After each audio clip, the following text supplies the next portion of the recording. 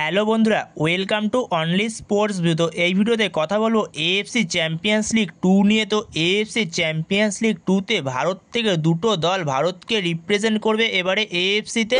তো সেই বিষয়টা নিয়ে আলোচনা করব। তো ভিডিওটি সবাই শেষ পর্যন্ত দেখতে থাকো, আর চ্যানেলে নতুন হয়ে থাকলে চ্যানেলটি সাবস্ক্রাইব করে পাশে থাকা বেল আইকনটি অন করে পাশে থেকো।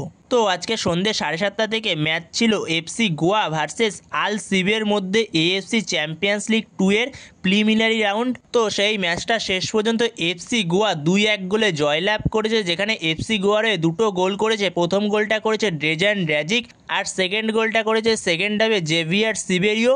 তো 2-1 গোলে শেষ পর্যন্ত ম্যাচটা জিতে গেছে এফসি গোয়া। তো এফসি গোয়া ম্যাচটা জিতে যাওয়াতে এফসি গোয়া সরাসরি চলে গেছে এএফসি চ্যাম্পিয়ন্স লিগের গ্রুপ পর্বে। তো যেখানে প্রত্যেকটা পটে 4টে করে টিম রয়েছে। তো পট নাম্বার 4-এ কোয়ালিফাই করলো এফসি গোয়া।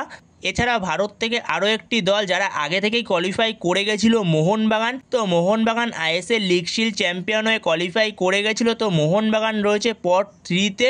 তো পট 3-তে মোহনবাগান রয়েছে, আর পট 4-এ সেক্ষেত্রে কোয়ালিফাই করলো এফসি গোয়া। তো সেখানে এবার ভারত থেকে দুটো দল ভারতকে রিপ্রেজেন্ট করছে এএফসির মঞ্চে, যেখানে মোহনবাগান আর এফসি গোয়া। তো সেখানে এএফসি চ্যাম্পিয়ন্স লিগ 2 এর ড্র হবে 15ই আগস্ট। তো 15ই আগস্ট ড্র হওয়ার পরে আমরা সমস্তটাই জেনে যাব কোন গ্রুপে কোন টিম পড়ছে ড্রয়ের পরে। তো ড্র হওয়ার পরে সেই আপডেটটা পেয়ে গেলে অবশ্যই তোমাদের সাথে তখন শেয়ার করে দেবো। তো সেখানে দেখা যাক মোহনবাগানের বিপরীতে আল নাসার পড়ে কি না 15 তারিখ ড্রতে, নাকি এফসি গোয়ার বিরুদ্ধে পড়ে আল নাসার। তো সেটা আমরা 15 তারিখই জানতে পারবো। ক্রিস্টিয়ানো রোনাল্ডোর আল নাসারের ম্যাচ কি মোহনবাগানের বিপরীতে পড়ে, নাকি এফসি গোয়ার বিপরীতে পড়ে, নাকি এই দুটো টিমের মধ্যে কোনো টিমের সাথেই পড়ে না। তো সেটা আমরা 15 তারিখই জানতে পারবো। তো জানতে পারলে অবশ্যই তোমাদের সাথে তখন শেয়ার করে দেবো কোন গ্রুপে কোন টিম পড়ছে।